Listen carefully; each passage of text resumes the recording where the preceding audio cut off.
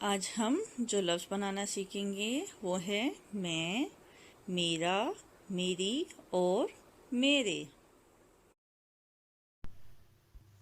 मैं, मीम ये नून गुन्ना मैं।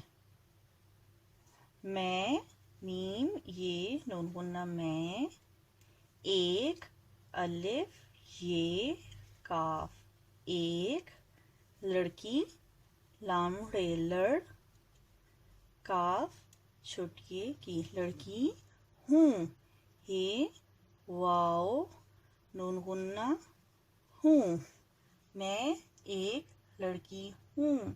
मेरा, मीम ये में रे अलिफ रा मेरा।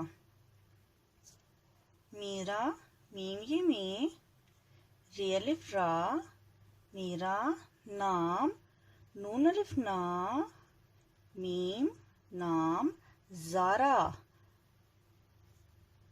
जे अलिफ ज़ा रे अलिफ रा ज़ारा है। हे बड़ी है।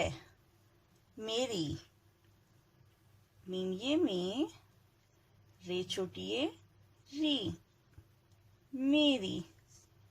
ये है ये मेरी, मीम ये में रे छोटी री मेरी।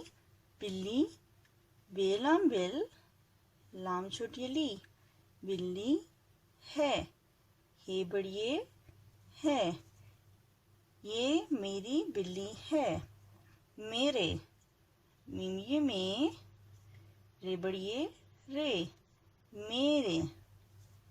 मीम ये में रे बड़िए रे मेरे दो। दालवो दो भाई भेरे भा हमजा छोटी ई भाई हैं।